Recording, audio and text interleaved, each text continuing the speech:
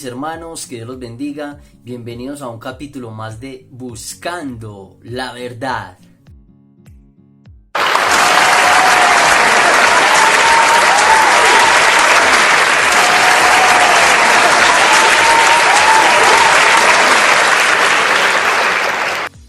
Hoy veremos un tema muy importante y ese tema que veremos son 5 mentiras referente a las enfermedades en el cristiano.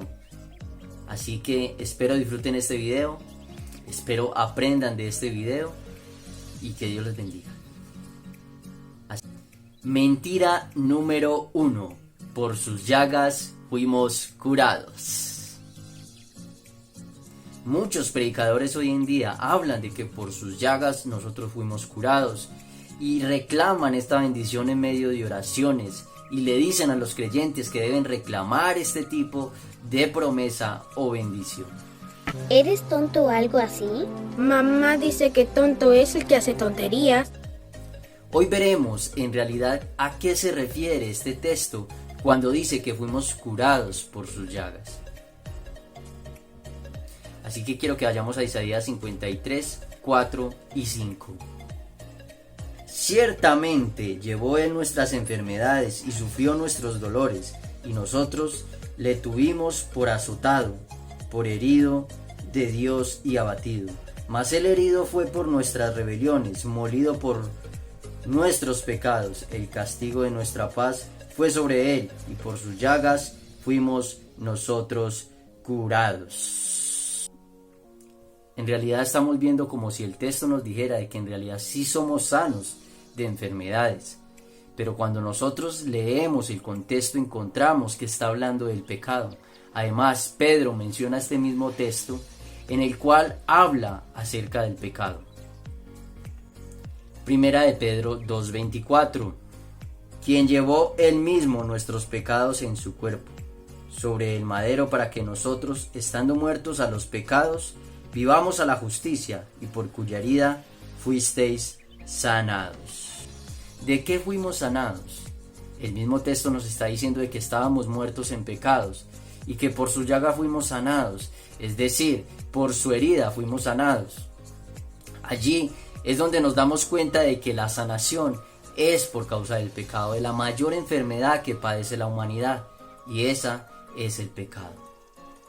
Quiero que se grabe esta frase, una profecía que aún no ha sido cumplida por completo. Segunda mentira: ningún creyente puede enfermarse. Muchos alegan de que como el creyente ya es bendito, que el creyente ya tiene redención y que el creyente es hijo de Dios, por ende, ese creyente no puede tener enfermedades. Pero cuando nosotros leemos la Biblia, la misma Biblia nos dice todo lo contrario. Nosotros tenemos una naturaleza corrupta, una naturaleza que se ha deteriorado por causa del pecado, del primer pecado de Adán y Eva. Vaya, eso explica muchas cosas. Leamos Segunda de Reyes 13:14. Estaba Eliseo enfermo de la enfermedad de que murió, y descendió a él Joás, rey de Israel, y llorando delante de él dijo: Padre mío, carro de Israel y su gente de a caballo. Como podemos ver en este texto, Eliseo, uno de los más grandes profetas de la historia, un hombre que levantó muertos, un hombre que sanó enfermos, fue un hombre que murió de una enfermedad. Segunda de Timoteo 4:20. Erasto se quedó en Corintio, y a Trófimo dejé en Mileto enfermo. Como podemos ver, Pablo dejó a Trófimo enfermo, que era un creyente también. Pero no solo eso, también vemos a Epafrodito en el libro de Filipenses, y también miramos a Timoteo. Así que no podemos decir que ningún creyente puede enfermar, porque cada uno de nosotros tenemos una naturaleza caída. Y además debemos tener una gran responsabilidad en cuidar nuestro cuerpo, en tratar de tomar medidas y precauciones, en no desembocarnos en placeres que nos pueden llevar a futuras enfermedades. mereces este poder. Tercera mentira, estás en pecado. Por causa de que estás en pecado, estás enfermo por el pecado. Aunque esto resulta ser cierto en algunos casos, como en el caso de María cuando se levantó contra Moisés, y como el caso del siervo de Eliseo, cuando quiso conseguir algo de dinero y unos vestidos. Así podría pasar tal vez en la actualidad. Sin embargo, la Biblia nos muestra que no siempre es el caso.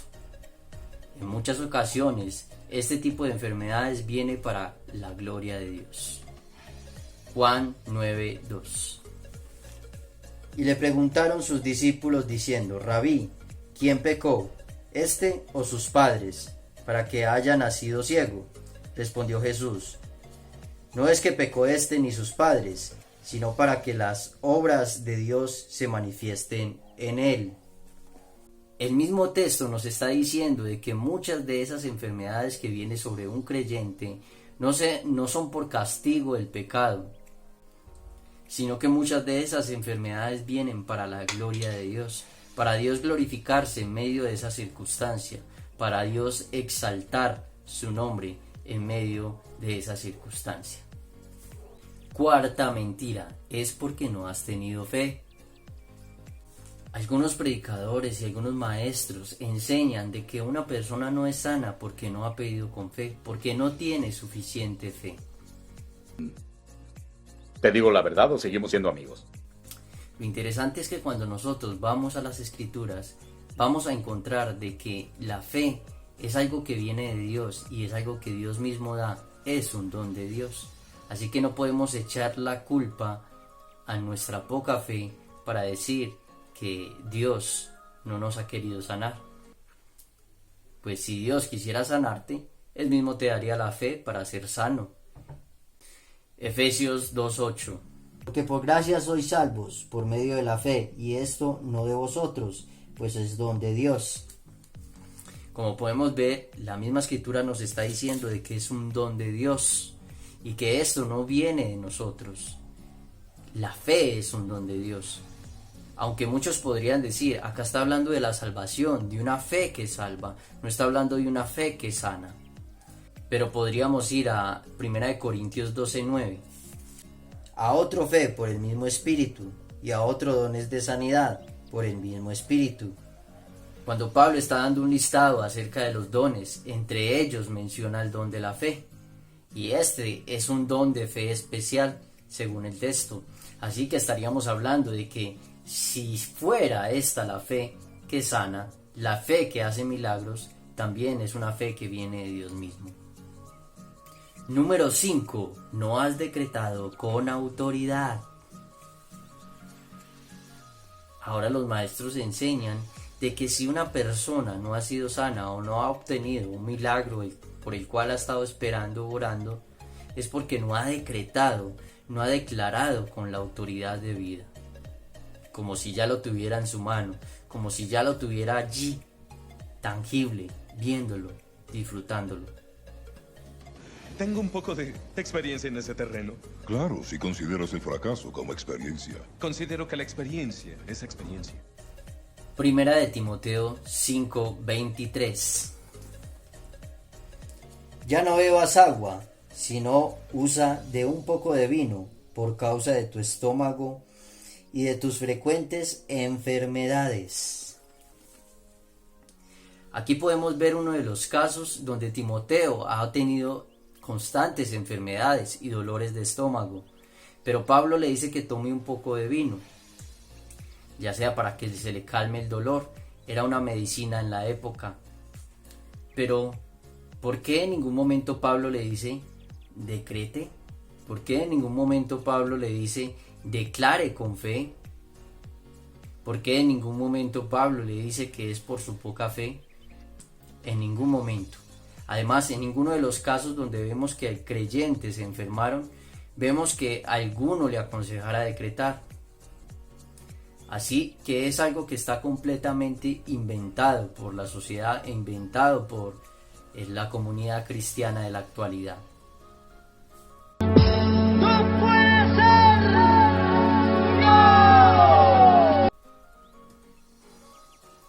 extra, el aceite ungido.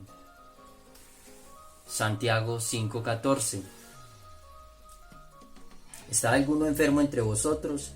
Llama a los ancianos de la iglesia y oren por él, ungiéndole con aceite en el nombre del Señor. Algunos podrían decir que llenarle la frente a una persona de aceite y orar por él, eso sanará a una persona completamente. Pero entendamos esto. Lo que está diciendo Santiago no es que vayamos por todo lugar echándole aceite a toda persona que esté enferma, sino que en aquella época el aceite se utilizaba como medicina para el cuerpo. Era algo que le aplicaban a los enfermos. Básicamente lo que está queriendo decir Santiago aquí es que le den la medicina y que después de darle la medicina oren por él. Así que mis hermanos, cuando una persona esté enferma, denle la medicina de vida y oren por él, y la oración de fe le salvará. Pues Dios, si desea salvarlo, si desea sanarle, pondrá la fe en cada uno de los creyentes para que esa persona sea sana por medio de tal oración. Bueno, mis hermanos, pero quiero dejarlos con un versículo muy importante para todo creyente, y es un versículo de los últimos tiempos. Ya cuando nuestro cuerpo sea glorificado, este cuerpo de corrupción, este cuerpo que se enferma, este cuerpo que está ligado al pecado, va a ser cambiado. Pero además de ser cambiado, va a ser consolado por Dios mismo en la Nueva Jerusalén. Apocalipsis 21:4. Enjugará Dios toda lágrima de los ojos de ellos, y ya no habrá muerte, ni habrá más llanto, ni clamor, ni dolor, porque las primeras cosas pasaron.